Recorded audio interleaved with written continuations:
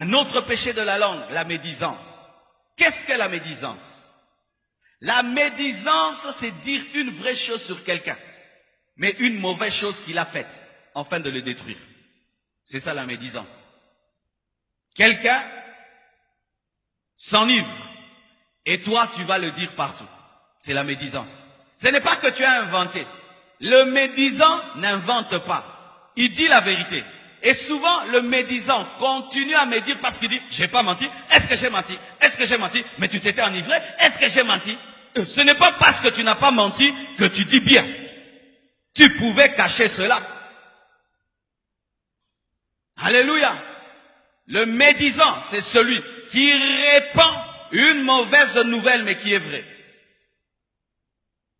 Tu vois le mal, au lieu de cacher ton frère et de l'aider en secret, tu vas sur les places publiques et tu commences à répandre. Tu sais, c'est un péché. C'est un péché. Pourquoi? La Bible dit, ne fais pas à l'autre ce que tu n'aimerais pas qu'on te fasse. Est-ce que toi, si on te retrouve dans un péché, tu aimerais qu'on le dise dans le monde entier? Non. Pourquoi tu le fais à ton frère? Quand c'est l'autre qui pêche, voilà maintenant, je vais le dire. Mais quand c'est ton tour, il faut qu'on te cache. Tu as un mauvais cœur. Et ce qui fait que Dieu ne t'exauce pas quand tu pries. Parce que c'est un signe de manque d'amour et Dieu n'exauce pas la méchanceté. Dieu n'exauce pas un cœur méchant. Les païens peuvent le faire. Mais nous, les chrétiens, nous croyons qu'un homme peut changer. Un homme peut s'enivrer aujourd'hui. Et puis demain, il se répand, il change. Mais toi, quand tu répands cela, tu as détruit sa réputation. Et sachez que dans ce monde, la réputation est chère et c'est difficile de réparer l'image d'un homme lorsque tu l'as déjà détruit. Médisant, tu fais le travail de Satan.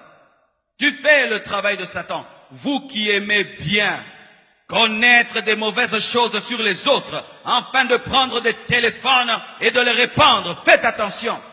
Et même cette habitude aujourd'hui que les chrétiens ont dans les églises, de trouver des nouvelles sur Internet et de les partager. Ne partagez pas de telles choses. Partagez des prédications, des choses qui édifient. Ne partagez pas des scandales.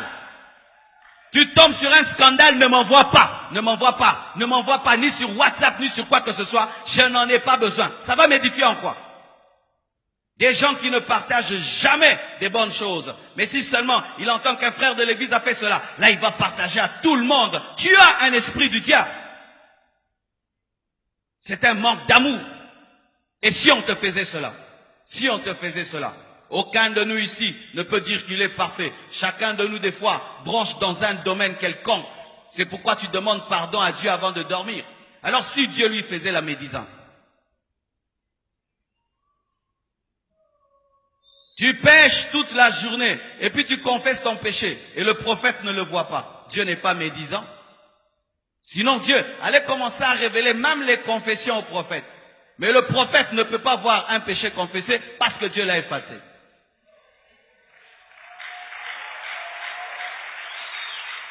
Alléluia. Arrêtez de médire. Souvent dans la médisance, il y a la jalousie. La jalousie. Vous allez remarquer qu'on aime médire sur les hommes élevés. On aime médire sur les hommes grands. Quand tu vois quelqu'un qui aime médire que sur les hommes grands, c'est la jalousie. Il faut aussi médire sur le pousse-pousseur. Il faut aussi médire sur les gens qui ne sont pas connus. Mais quand la médisance n'est que sur les hommes grands, en soi, c'est la jalousie. Tu aimerais qu'ils te ressemblent, qu'ils descendent, qu'ils sont comme toi. C'est souvent la jalousie. C'est pourquoi vous voyez dans le monde, quand on fait des journaux, on parle plus des scandales des grands. Jamais des petits. Pourquoi? Ça ne va pas pousser les gens à acheter le journal. Médisance. Et quand vous faites maintenant des groupes de médisance, c'est la malédiction. Les chrétiens doivent faire des groupes de prière où vous vous rencontrez à trois, vous priez, vous jeûnez. Pas vous vous retrouvez, vous parlez du mal des gens, vous parlez des choses, tel a fait, tel a fait, tel a fait. Ça vous rapporte quoi? La médisance te vide spirituellement. Ça diminue la plénitude du Saint-Esprit.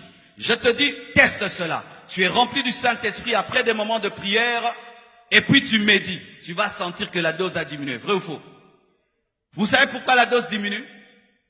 Lorsque tu es rempli du Saint-Esprit et tu dis la parole et tu dis la vérité, la plénitude augmente. Comme là, pendant que je prêche, je suis en train de parler, mais la plénitude ne diminue pas. Parce que je suis en train de dire la parole et la vérité. Mais si pendant que je prêche seulement, je commence à dire n'importe quoi, directement l'onction va diminuer. C'est toujours ça, c'est ça le principe.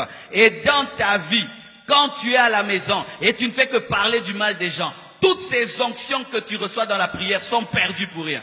Tu n'as ni prêché avec, ni prié avec, ni imposé les mains à quelqu'un. C'est parti comme ça, en train de chip, chip, chip, chip, chip.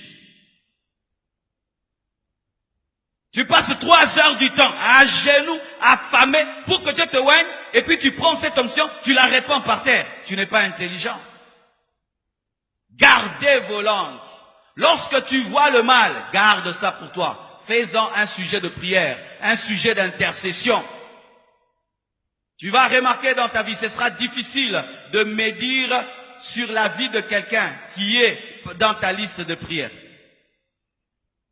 Si je prie pour un frère, afin que Dieu le délivre de l'homosexualité, jamais je vais me dire, parce que c'est un malade, c'est mon malade, je suis en train de prier pour que Dieu le délivre. Tu sais pourquoi tu médites sur les gens? Parce que tu ne pries pour personne. Tu es un chrétien sans amour. Tu ne pries pour personne. Tu n'as le souci de personne. Alors tu peux détruire la vie de tout le monde parce que tu n'as le souci de personne. Avez-vous déjà vu un médecin médire sur son malade? Les médecins, ils savent quand même telle autorité a le sida, telle autre a ceci. Vous avez déjà entendu un médecin le dire? Jamais. Pourquoi? Il espère la guérison. Mais nous sommes plus que des médecins. Nous sommes le sel de la terre, la lumière du monde. Et tout ce temps que nous passons à dire le mal des autres empêche à Dieu de nous exaucer, mes frères. Quand vas-tu arrêter de parler mal? Quand vas-tu accepter